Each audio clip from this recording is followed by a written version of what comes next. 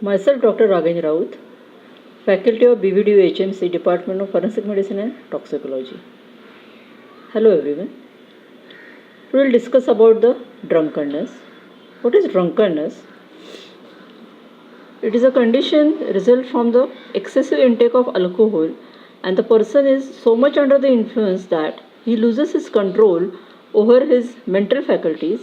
He is unable to perform his duties on which he is engaged at the particular time. He may be a source of danger to himself or to the other. In places where there is no prohibition, drunkenness itself is a crime. It is not a crime unless it is accompanied by some act of commission or omission which causes danger to the life or property of the individual or some other person. Thus, a person may be charged with being drunk and disorderly or being drunk and its charge of vehicle. A doctor may be charged for operating or delivering a baby negligently when intoxicated. Clinical examination: general demeanor, excited, hilarious, talkative, obsessive. Clothes disarranged, disorderly.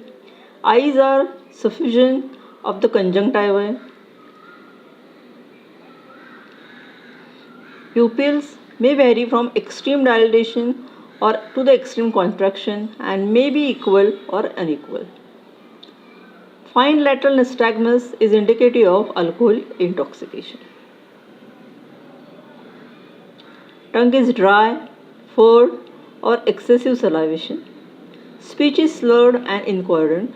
Memory, loss of confusion, particularly as regards recent events and appreciation of time. Coordination is impaired. Reflexes are delayed and sluggish. Unusual action, hiccups, belching, vomiting, and fighting.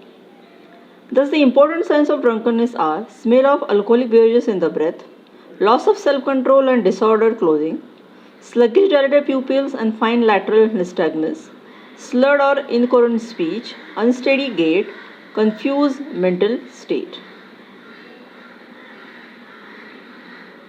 Laboratory test: blood, urine, breath and at autopsy, vitreous fluid,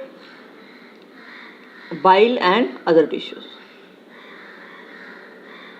Collection sample: the skin is cleaned with the soap water or solution of 1:1000 mercury chloride. A syringe free from the slightest trace of alcohol and other chemicals, preferably a fresh disposable syringe, should be used. 5 kilograms of sodium fluoride and 15 milligrams of potassium oxalate can be used as preservative for the 5 ml of blood. Blood container should be tightly stopped to prevent the loss of alcohol by evaporation and labeled with the name, date, time of taking the specimen and signature of the medical officer. It is kept in the refrigerator and sent as soon as possible to the laboratory. Vitreous fluid can be taken in place of blood for post-mortem alcohol estimation in drunkenness. Individual from whom a blood sample is not obtained due to extent of trauma. Only crystal colorless fluid should be used. It can be collected slowly with a syringe 20 gauge needle. CSF, vitreous or bile can be also used when it is difficult to obtain blood due to composition. Urine. The urine sample is collected in the usual manner in a large chemically clean sterile screw-capped bottle. It is desirable to ask the patient to empty the bladder and use a second sample collected within 30 to 60 minutes. 30 milligrams of phenyl mercuric nitrate is used as a preservative for every 10 ml of urine. The bottle is screwed, sealed and labeled with the appropriate particulars. Breath. The person is asked to blow into a special container or directly into a breath analyzer, drunkmeter, intoximeter, alcoholometer. This is preliminary screening test based on the principle that alcohol reacts with an oxidizing agent and produces change in its color proportional to the amount of alcohol. The amount of alcohol is approximately